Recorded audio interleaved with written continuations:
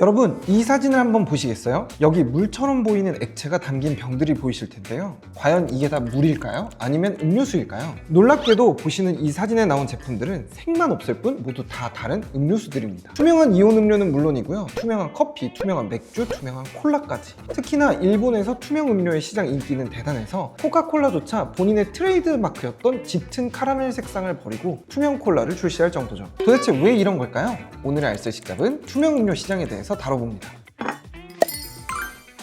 일본 기업들이 색을 빼는 이유는 크게 두 가지로 나눌 수 있습니다. 가장 대중적인 이유는 건강에 대한 수요가 늘어나고 있다는 것입니다. 보통 맛이 강한 음료일수록 음료 색을 선명하게 만드는데요. 콜라는 카라멜의 짙은 갈색을, 색깔로 과일 맛을 재현하는 환타는 각 과일에 맞는 색상을, 파워에이드는 청량감을 살린 선명한 파란색을 가지고 있죠. 이는 음료수의 색이 맛과 함께 음료수의 브랜드 파워를 구축하는 요소이기 때문입니다. 하지만 건강을 중시하는 소비자들이 늘면서 이런 강렬한 색은 오히려 지나친 단맛이나 강한 탄산감, 인공 첨가물이 들어간 것 같은 인상을 주어 오히려 기피 대상이 되기 시작했습니다. 그래서 현재 제로 슈거 트렌드처럼 기업들은 오히려 이제 색을 빼기 시작했습니다. 투명한 음료가 주는 건강하고 청량한 이미지를 노린 상품들을 대신 내놓기 시작한 거죠. 사실 음료수에서 당도 빼고 탄산도 빼고 색도 빼면 도대체 누가 사겠나 싶지만 막상 시장 현황은 다릅니다. 2018년도에 마이니치 신문조사에 따르면 투명 음료 시장은 2010년 대비 무려 15배나 성장했다고 하네요. 저도 인정하기는 싫지만 여기 게토레이 3개 중에서 가장 건강하게 느껴지는 걸 고르라고 하면 어쩔 수 없이 가운데 있는 게토레이를 고를 것 같긴 하거든요. 두 번째 이유는 일본 사회에 대한 재미있는 해석입니다. 사회 특성상 집단주의가 강하고 타 사회보다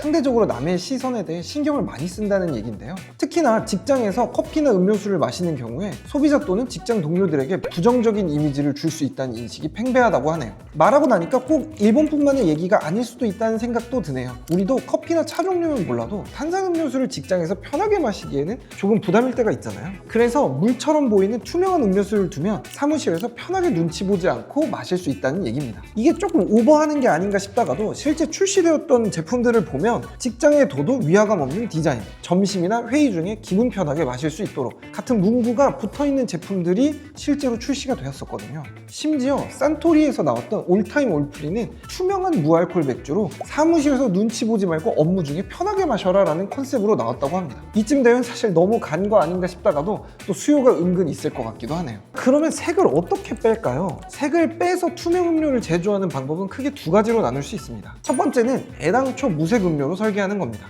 음료에 넣어야 하는 색소를 넣지 않는 거죠. 2018년경에 일본 코카콜라에서 출시한 코카콜라 클리어가 가장 대표적인 사례입니다. 코카콜라에는 색을 넣기 위해서 카라멜 색소가 들어가는데요. 이 코카콜라 클리어에는 이 색소 자체를 애당초 넣지 않고 설계한 제품입니다. 다만 색소를 빼면 맛이 변형될 수도 있기 때문에 이 부분을 보완하기 위해서 다른 원료를 넣기도 하는데요. 코카콜라 클리어의 경우에는 기존의 코카콜라가 주던 바디감이 없어지자 레몬 농축액을 넣어 투명 컨셉에 맞는 청량감을 살린 제품으로 나왔었죠.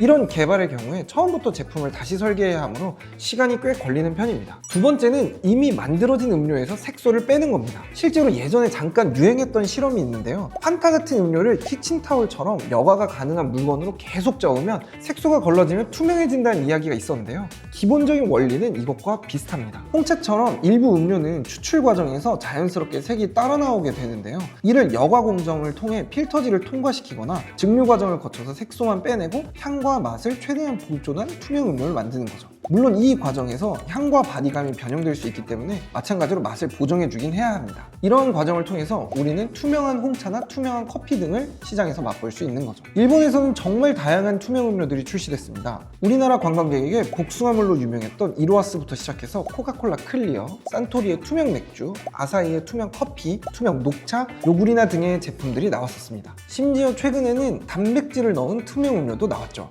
근데 투명 음료는 일본 안에서만의 유행이었을까요? 저는 그렇게 보진 않는데요. 미국에는 투명 음료와 유사한 상품군으로 플레이버 워터라는 상품군이 있습니다. 플레이버 워터는 말 그대로 물에 향을 더한 제품을 이야기하는데요. 유로모니터의 조사에 따르면 미국 내 플레이버 워터 시장은 매년 약 5% 이상 지속적으로 성장해 왔으며 2027년까지 약 57억 달러 규모에 이를 것으로 예상한다고 하네요. 미국 내 플레이버 워터의 대표 제품으로는 힌트나 라크루아 등의 상품이 판매되고 있고요. 프로펠 같은 상품의 경우에는 피트니스 워터를 표방하며 기능성 음료의 영역까지 넘보고 있습니다. 그럼 한국은 어떨까요? 한국 시장에서는 2% 부족할 때 그리고 토레타 등의 제품들이 가장 대표적으로 시장을 시장을 형성하고 있습니다. 또 광동제약에서 나온 플레이버 워터, 동원에서 나온 투명 이온 제로 등의 제품이 출시된 것도 눈에 띄는 대목이죠. 앞으로도 건강을 챙기는 소비자의 수요는 더 늘어날 전망입니다. 그 추세와 맞물려 제로의 시대가 오고 있고요. 당도 빼고 알코올도 빼고 결국에는 색소까지 빼는 시대, 투명한 음료의 시대가 곧 한국에도 오지 않을까 싶습니다. 여러분은 어떻게 생각하시나요? 한국에도 언젠가 투명한 커피, 투명한 음료수를 너도나도 들고 다니는 날이 올까요? 댓글로 얘기해 주시면 감사하겠고요. 그러면 저희는 다음 알쓸시잡에서 뵙겠습니다. 저희 이야기가 도움이 되셨다면 좋아요, 구독, 알림 설정을 눌러주시면 감사하겠습니다.